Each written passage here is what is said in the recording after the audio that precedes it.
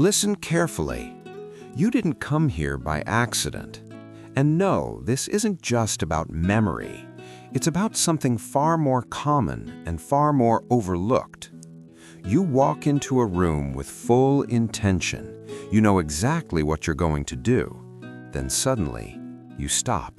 You look around, and it's gone. The thought disappears. And for a second, you just stand there wondering, why did I come here? Most people laugh it off. They say, I'm just forgetful. But what if it's not about forgetting? What if it's about overload? Because your brain is not a machine designed for constant switching. And yet, that's exactly how most people live.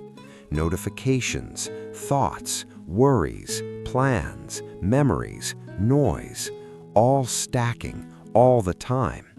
Your mind is rarely in one place. It's always slightly ahead or slightly behind, never fully here. And when you move from one space to another, your brain has to reload your intention. But if your attention is already divided, that reload gets interrupted. So the thought doesn't disappear, it just gets buried, not lost, just unreachable in that moment. And this is where something important begins to show itself. It's not that your memory is failing, it's that your attention is never fully present in one place anymore. You are physically moving faster than your mind can stabilize, and your brain is constantly switching tabs like an overloaded browser. One thought opens, another interrupts it, then another replaces it, until nothing is fully processed, nothing gets completed, nothing gets stored cleanly. And this is why small daily moments feel strangely broken. You enter a room, but your attention never fully arrives with you, because part of your mind is still in the last thing you were thinking about: a conversation, a worry, a plan, a memory, a replay of something that already happened, or an anticipation of something that hasn't happened yet. So when you arrive, you are not fully there, and the intention you had, it never gets properly anchored. That's why it vanishes, not because it disappeared, but because it was never fully held long enough to settle. Now pause for a moment, because this is important. Your mind is not failing you. It is adapting to how overstimulated modern life has become. There is always something pulling your attention, always something demanding a reaction.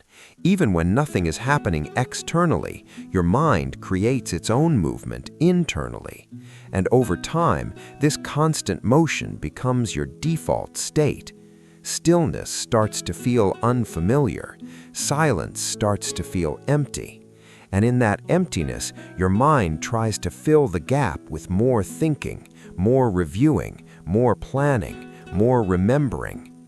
But clarity does not come from more activity. It comes from fewer interruptions and deeper presence in each moment.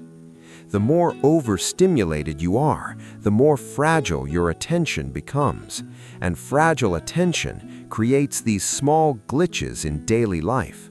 Walking into a room and forgetting why, starting a task and losing it halfway, reading something and realizing you didn't absorb a single line, thinking of something important and watching it dissolve before you can even hold on to it. But here's the deeper truth. These moments are not random. They are signals. They are your mind asking for space, not more input, less. Because your attention is not infinite, it has limits. And when those limits are constantly exceeded, your mind begins to prioritize survival over clarity. It starts dropping small pieces of information just to keep moving, not because it wants to, but because it has to. Now think about your daily life. How often do you move from one action to another without pause? How often are you already thinking about the next thing while still doing the current one? You eat while thinking. You walk while planning. You listen while remembering something else. You rest while mentally working. There is almost no moment where the mind is doing just one thing. And that constant mental switching is exactly what creates these forgetful gaps, because attention never fully lands. And if attention doesn't land, memory doesn't form properly. Memory is not just about storing information, it is about presence. If you are not fully present when something begins, your brain doesn't label it as important enough to anchor, so it stays loose, unattached, easily lost in transition.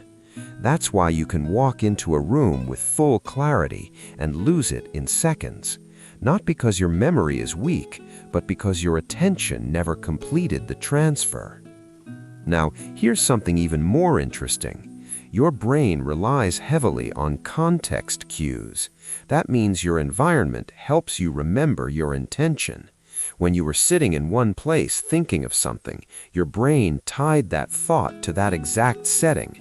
But when you move, everything changes. The sensory input changes, the environment shifts, the cues disappear. And if your intention was not strong enough or present enough, it gets overwritten by the new environment. So now you are standing in a room with a blank mind, not because it is empty, but because the cue that supported the memory is gone, and your brain hasn't reconnected the thread yet. This is why the answer often returns when you go back to where you started. The original context reactivates the memory. It was never gone. It was just context dependent. Now zoom out even further. There is something deeper happening here. This isn't just about memory, it's about attention fragmentation.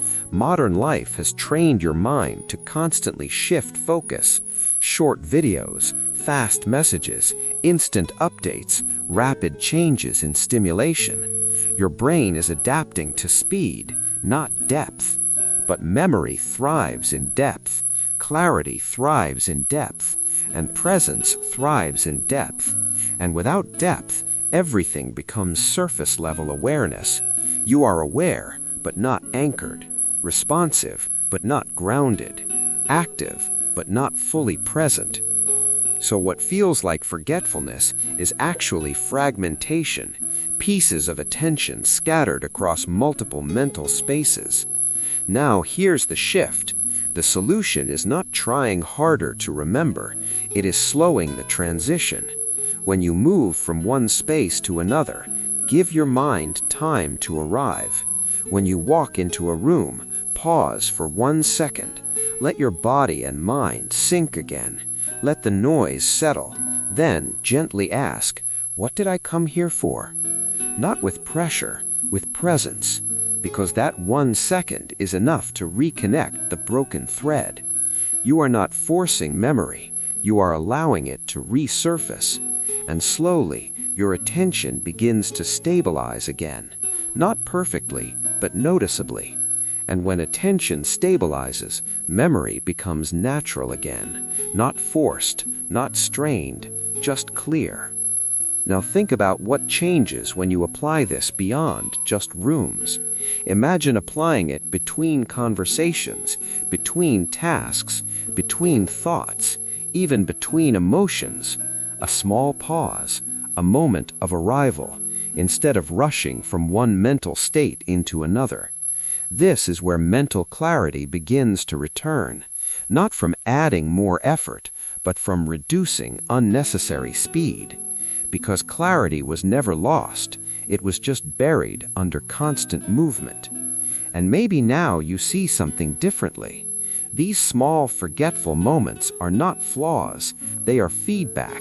They are your mind showing you what overload feels like in real time, not as theory, but as experience. And the more you notice it, the more you naturally begin to slow down, not dramatically, just slightly. Enough to stay present for 1 extra second. And that 1 second changes everything.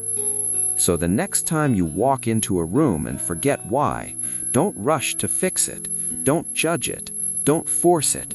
Pause. Breathe. Let your body and mind catch up with your body. And most of the time, the answer will return on its own. Because it was never gone. It was just waiting for you to slow down enough to meet it again. And if you understood this, then something subtle has already changed in you. Not in your memory, but in your awareness. And awareness is where everything begins. If this message resonated with you, type "present" in your mind and carry this awareness into your next moment.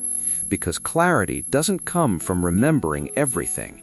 It comes from being fully where you are.